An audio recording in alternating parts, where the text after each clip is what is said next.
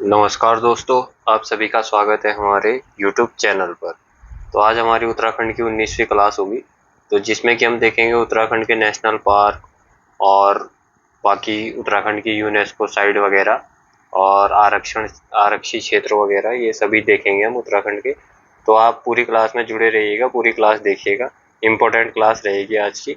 तो आप जुड़े रहिएगा पूरी क्लास से और पूरी क्लास देखिएगा। तो देखते हैं हम आगे कि क्या क्या है हमारे नेशनल पार्क के बारे में उत्तराखंड में जो है, तो देखते हैं। तो उत्तराखंड में हमारा है ये उत्तराखंड के नेशनल पार्क। तो पहला नेशनल पार्क है हमारा कार्बेट नेशनल पार्क। कौन सा नेशनल पार्क है? Corbett national park. तो कार्बेट नेशनल पार्क के बारे में देखेंगे। कार्बेट नेशनल पार्क कितने वर्ग किलोमीटर में फैला है? तो ये है 520.82 वर्ग किलोमीटर में। कितने में है? 520.82 वर्ग किलोमीटर में। और ये आगे कार्बेट नेशनल पार्क की ये लोकेशन इस प्रकार से है। ये है जिम कॉर्बेट नेशनल पार्क, हमारा रामनगर नैनीताल में पड़ता है ये। और इधर ये ऋषिकेश,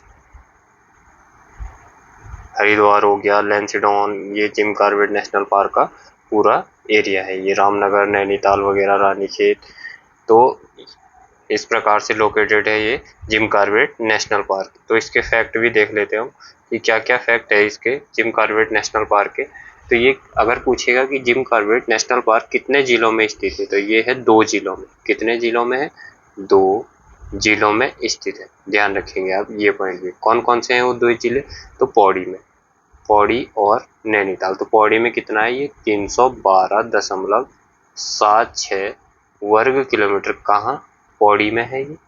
और अगर पूछेगा नैनीताल में कितना है, तो नैनीताल में है ये 208.8 वर्ग किलोमीटर। ये कहाँ है? नैनीताल में है। और अगर पूछेगा कि इसका प्रवेश द्वार, बहुत बार पूछा गया है कि इसका प्रवेश द्वार कहाँ है, इसका प्रवेश द्वार, तो प्रवेश द्वार है इसका ढिकाला में। कहाँ है? ढिकाला में। ये पॉइंट भी आप ध्यान रखेंगे। और इसकी स्थापना पूछ ली अगर, स्थापना, जिम कॉर्बेट नेशनल पार्क की स्थापना कब हुई थी? तो स्थापना हुई थी इसकी 1936 में। कब हुई थी? 1936 में। और 1936 में इसका नाम क्या रखा गया था? Hailey national park. क्या? हैली नेशनल पार्क इसका नाम रखा गया था। ये जिम कॉर्बेट रिजर्व संरक्षित क्षेत्र प्रवेश ये है। तो ये इसका गेट है, वेलकम कॉर्बेट टाइगर रिजर्व। तो अन्य पॉइंट भी इसके बहुत सारे पॉइंट है कि अगर पूछ ले आपसे कि स्वतंत्रता के बाद इसका नाम क्या रखा गया था, तो स्वतंत्रता के बाद इसका नाम रखा गया था रामगंगा नेशनल पार्क। क्या रखा गया था? Ramganga national park. ये कब रखा गया था? स्वतंत्रता के बाद। और 1957 में इसका नाम क्या कर दिया गया? प्रकृति प्रेमी थे जो कौन थे? Jim Corbett. जिम कॉर्बेट के नाम पर इसका नाम कर दिया गया। ये पॉइंट भी आप ध्यान रखेंगे। और कॉर्बेट नेशनल पार्क के मध्य क्या क्या चीजें हैं, तो ये है हमारा पाटली दून, इसी के मध्य है। कौन सा Doon?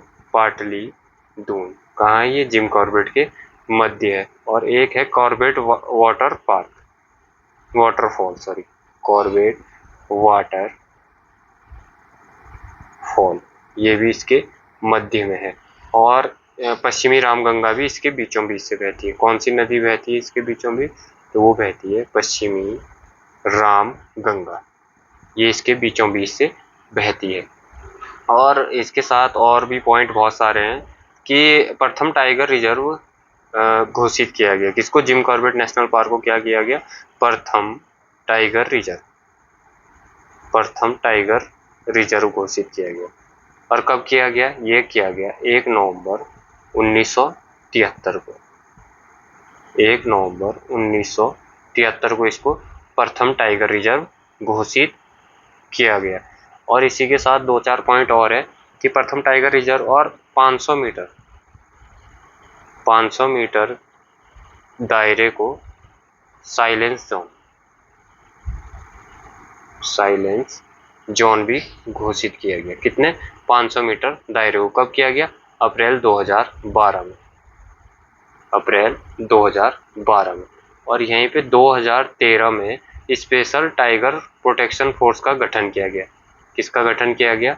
Special tiger force, special tiger protection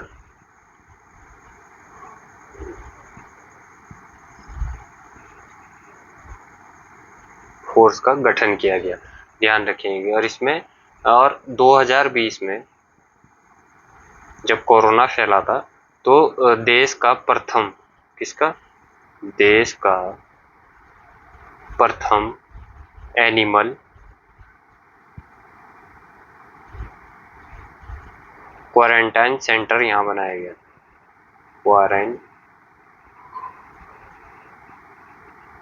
centre वो भी यहीं पे बनाया गया था।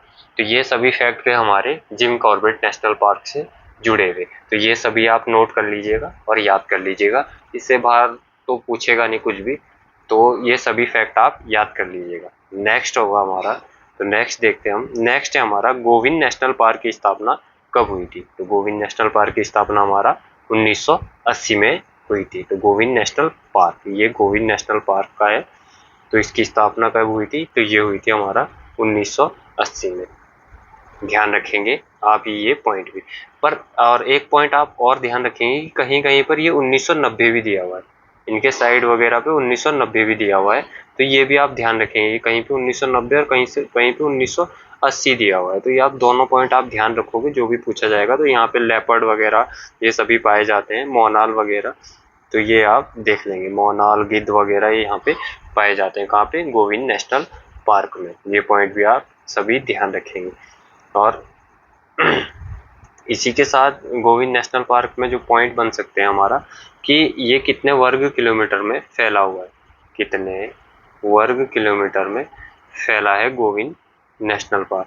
तो ये फैला है 472 वर्ग किलोमीटर में। कितने वर्ग किलोमीटर में? 472 वर्ग किलोमीटर में। और इसका संचालन जो होता है, क्या पता कभी पूछते कि संचालन इसका कहाँ से होता है? तो संचालन होता है राजा जी नेशनल पार्क देहरादून से। राजा जी नेशनल पार्क देहरादून से इसका संचालन होता है। और इसका नाम किस पे रखा गया है? तो इसका नाम रखा गया है जो हमारे स्वतंत्रता सेनानी थे गोविंद बल्लभ पंत के नाम पर। जीबी पंत के नाम पर रखा गया है इसका नाम। तो ये भी पॉइंट आप ध्यान रखेंगे। नेक्स्ट नेशनल पार्क की ओर चलते हैं हम। दूसरा नेशनल पार्क है हमारा नंदा देवी नेशनल पार्क। किस जिले में स्थित है? तो ये है हमारा चमोली जिले में। तो ये इस प्रकार से दिखता है हमारा नंदा देवी नेशनल पार्क। काफी सुंदर दिखता है हमारा नंदा देवी नेशनल पार्क। तो ये इस प्रकार से दिखता है नंदा देवी नेशनल पार्क। तो नंदा देवी नेशनल पार्क से जो जो फैक्ट बन सकते हैं वो हम देख लेते हैं। तो कहाँ पे है? चमोली में हमने देख लिया। तो इसकी स्थापना पूछेगा अगर कि स्थापना कब हुई नंदा देवी नेशनल पार्क की? तो इसकी स्थापना हुई 6 नवंबर 1982 को। कब हुई? 6 नवंबर 1982 को इसकी स्थापना हुई। और अगर इसका क्षेत्रफल पूछ ले कि कितने क्षेत्र में ये फैला हुआ है, तो ये फैला हुआ है 624 वर्ग किलोमीटर में। कौन सा? Nanda Devi national park. और अगर मुख्यालय पूछे ले इसका मुख्यालय, तो इसका मुख्यालय है हमारा जोशीमठ में। कहाँ है? जोशीमठ में। और समुद्र तल से कितनी ऊंचाई पर है? तो ये है 5431 मीटर की ऊंचाई पर। ध्यान रखेंगे ये भी। और यहाँ पे क्या क्या जानवर पाए जाते हैं? तो जैसे हिमालयन भालू, हिमालयन भालू, इसके साथ हो गया स्नो लेपर्ड। स्नो लेपर्ड भी यहाँ पर पाया जाता है। स्नो लेपर्ड्स हो गया, मोनाल हो गया हमारा, जो हमारा राज्य पक्षी है मोनाल हो गया, कस्तूरी मृग हो गया, कस्तूरी मृग हो गया, भरल, ये सभी जानवर यहाँ पे पाए जाते हैं। और इसी को 1988 में, कब? 1988 में यूनेस्को द्वारा विश्व धरोहर घोषित किया गया। विश्व धरोहर किसके द्वारा? यूनेस्को द्वारा इसको विश्व धरोहर घोषित किया गया। ये सभी पॉइंट आप ध्यान रखेंगे।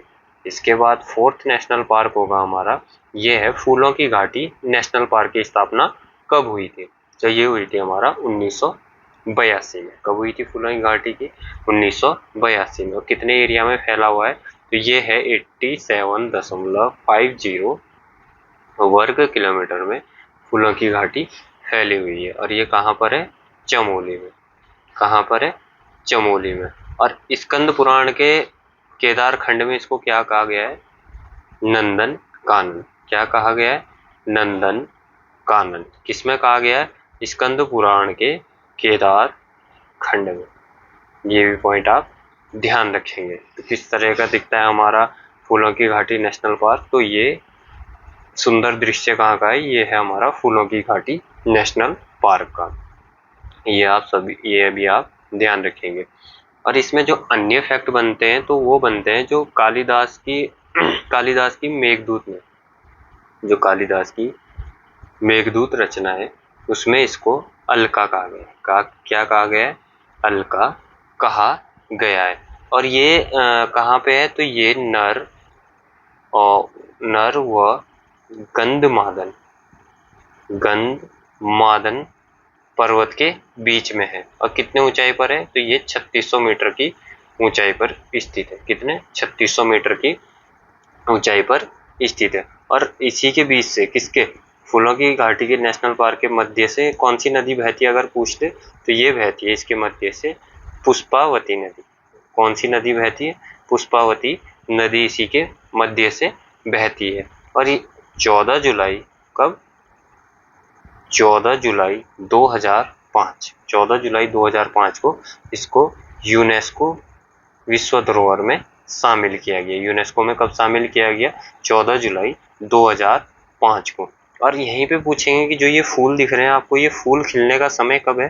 तो ये होता है जुलाई से अक्टूबर के मध्य। जुलाई से अक्टूबर के मध्य यहाँ पे फूल खिलने का समय होता है। बाकी जो पॉइंट रहेंगे इसके वो है हमारे कि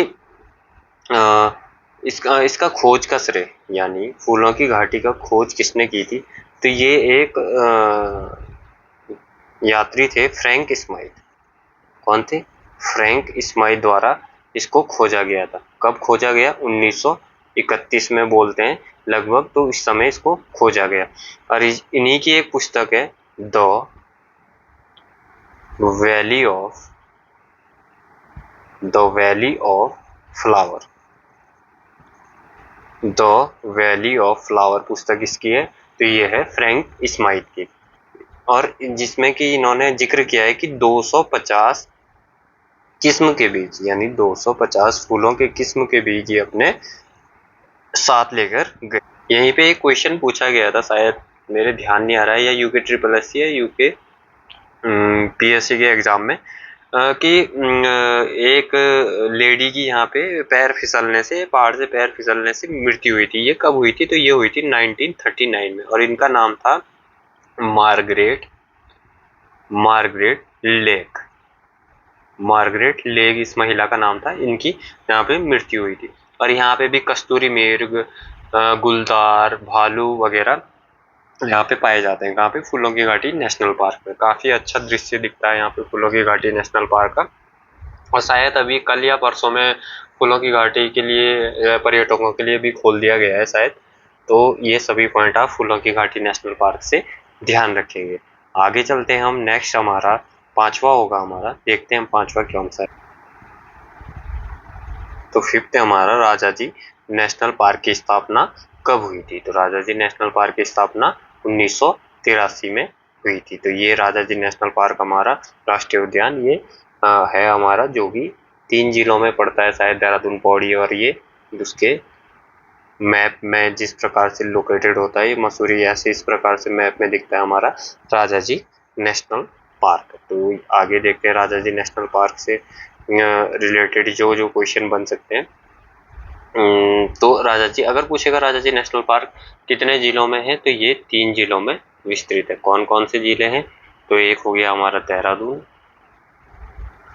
दूसरा हो गया हमारा पौड़ी, और तीसरा हो गया हमारा प्यारा हरिद्वार। इन 3 जिलों में राजाजी नेशनल पार्क है। तो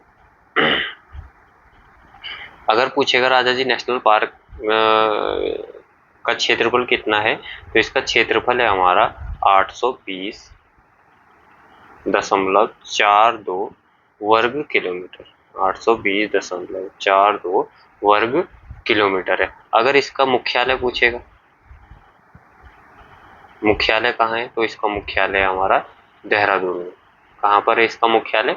देहरादून में। और मोतीचूर वन्यजीव विहार को भी इसी में मिलाया गया था। तो मोतीचूर वन्यजीव विहार की स्थापना पूछेंगे तो ये 1935 में हुई थी, ये भी आप ध्यान रखेंगे। और इसका नाम किस पर रखा गया राजाजी नेशनल पार्क? तो जो अंतिम गवर्नर जनरल थे हमारे, अंतिम गवर्नर जनरल थे जो सी राजगोपालाचारी। कौन सा? सी राजगोपालाचारी के नाम पर इसका नाम रखा गया है। और 2015 में, कब? 2015 में इसको 48वां टाइगर रिजर्व घोषित किया गया। कौन सा? 48वां। ये पॉइंट, सभी पॉइंट आप ध्यान रखेंगे राजाजी नेशनल पार्क से। और ये इस प्रकार से इसका गेट दिखता है, Rajaji national park explore wild life. तो यहाँ पे हाथी, चीते वगैरह ये सब चीजें पाई जाती है। कहाँ पर? राजाजी नेशनल पार्क पे। तो छठा नेशनल पार्क होगा हमारा, वो है गंगोत्री नेशनल पार्क। कितने वर्ग किलोमीटर में फैला हुआ है? तो ये कितने? 2390 वर्ग किलोमीटर में फैला है। सबसे बड़ा नेशनल पार्क भी हमारा यही है। कौन सा?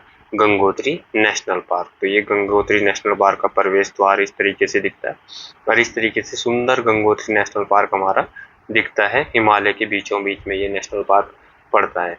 और देखते हैं गंगोत्री नेशनल पार्क। तो ये यहाँ पे इस तरीके से दिखता है। इस तरीके से नदियाँ यहाँ से निकलती है। इस तरीके से ये हिम तेंदुआ वगैरह यहाँ पे पाए जाते हैं। तो गंगोत्री नेशनल पार्क के बारे में हम देखेंगे कि इसकी स्थापना कब हुई थी। तो इसकी स्थापना हुई थी 1989 में। कब हुई थी?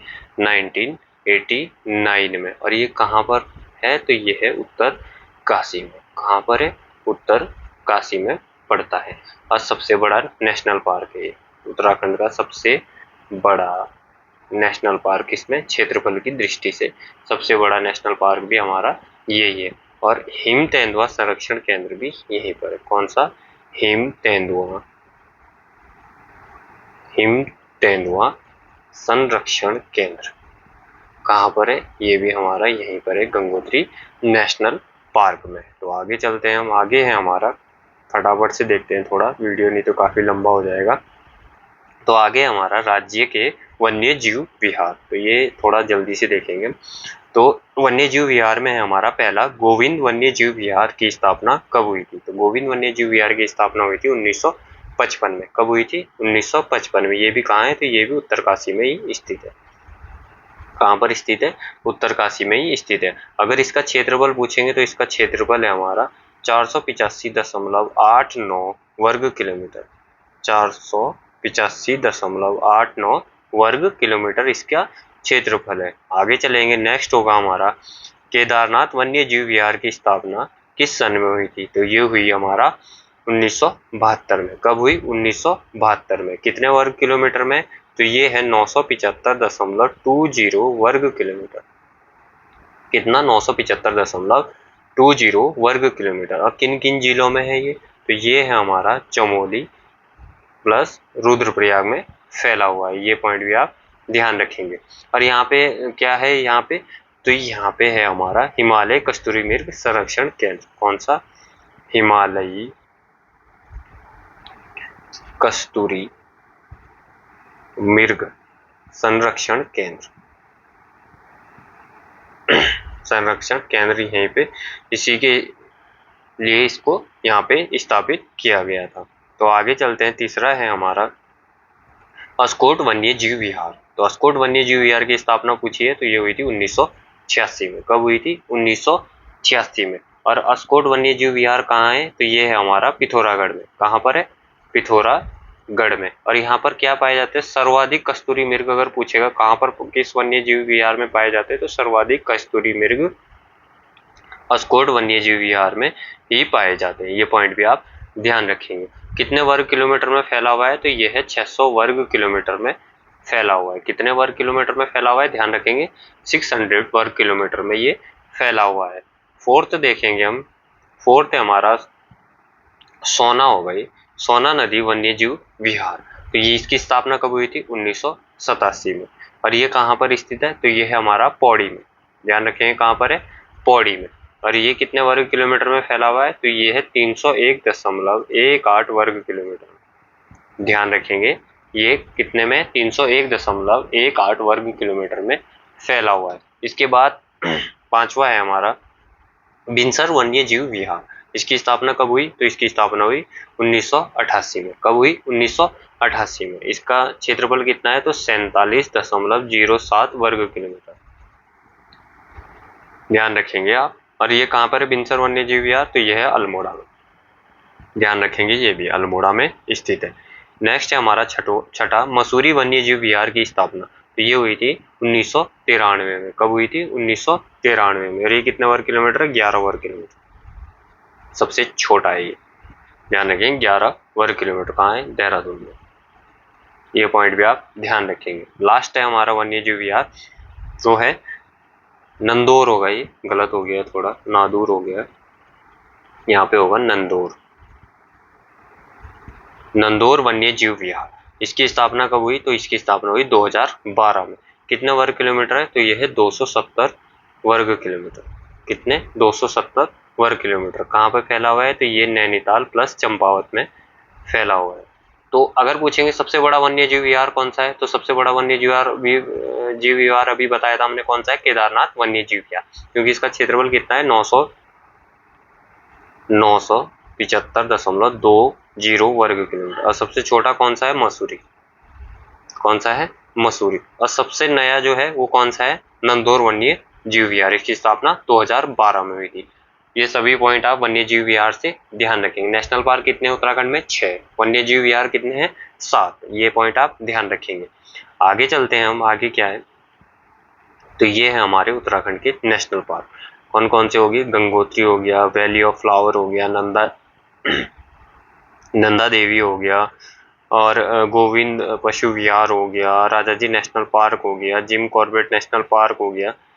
तो ये सभी पॉइंट आप मैप में आराम से देख लेंगे। और बाकी अगर आपको ये पीडीएफ चाहिए हो कि मैप वगैरह जैसे बने हुए हैं, इसमें पीडीएफ अगर आपको चाहिए हो तो एएनटी स्टडी पॉइंट से आप जुड़ जाइएगा।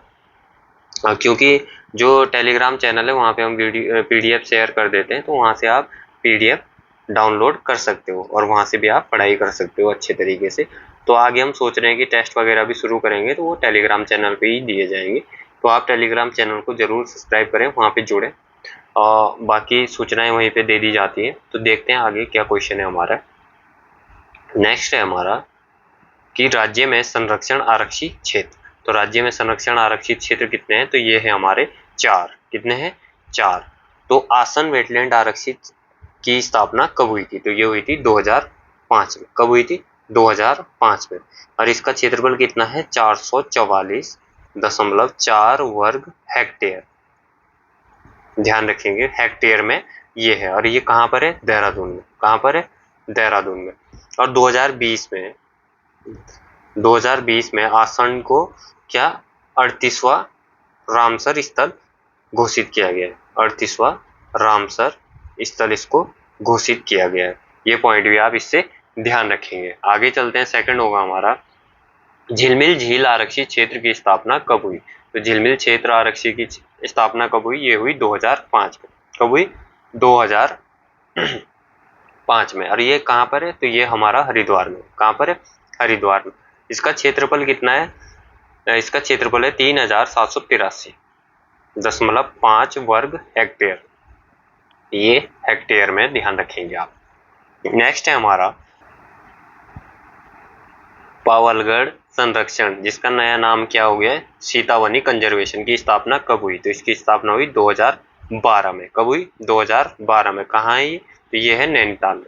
कहाँ है, नैनीताल में। इसका क्षेत्रफल कितना है, 5824.76 वर्ग हेक्टेयर। ये भी आप ध्यान रखेंगे।